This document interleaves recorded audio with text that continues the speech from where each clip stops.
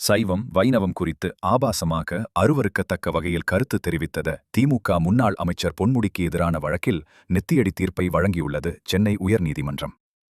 உயர்நீதிமன்றம் முடியவே முடியாது என்று சொல்லும்படி அப்படி அவர் என்னதான் பேசினார்?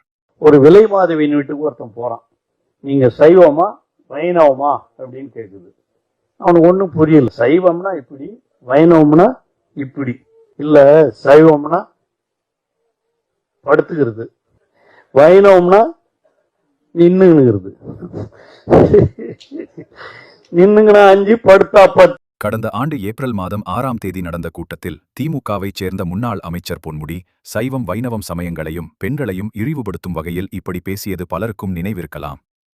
திமுக துணை பொதுச் செயலாளர் பதவியில் இருந்து பொன்முடி நீக்கப்பட்ட பின் அவரது அமைச்சர் பதவியும் பறிபோனது இந்த ஆபாச பேச்சால்தான் என்பது குறிப்பிடத்தக்கது.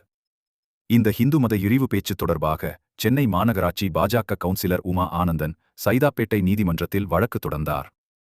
வழக்கம்போல் தன் மீதான இந்த தனிநபர் புகார் மனுவை நிராகரிக்குமாறு சென்னை உயர்நீதிமன்றத்தில் பொன்முடி சார்பில் மனு தாக்கல் செய்யப்பட்டது. இந்த மனு விசாரணைக்கு வந்தபோது பொன்முடி மீதான வழக்கை ரத்து செய்ய மறுப்பு தெரிவித்த நீதிபதி அவர் மனுவை தள்ளுபடி செய்து உத்தரவிட்டார். தொடர்ச்சியாக இந்து மதம் குறித்து அவதூறு பேசுவதும் பின் நீதிமன்றம் சென்று நிவாரணம் கேட்பதையுமே வாடிக்கையாக வைத்துக் கொண்டிருக்க திமுகவினருக்கு இந்த தீர்ப்பு அதிர்ச்சியை ஏற்படுத்தியுள்ளது. ஆதாரப்பூர்வமாக பதியப்பட்டிருக்கும் வழக்கு என்பதால் எந்தவித சமாளிப்பும் செய்ய முடியாதபடி சிக்கியுள்ளார் பொன்முடி. எனவே தண்டனை நோக்கி வழக்கு நகரும் என எதிர்பார்க்கப்படுகிறது.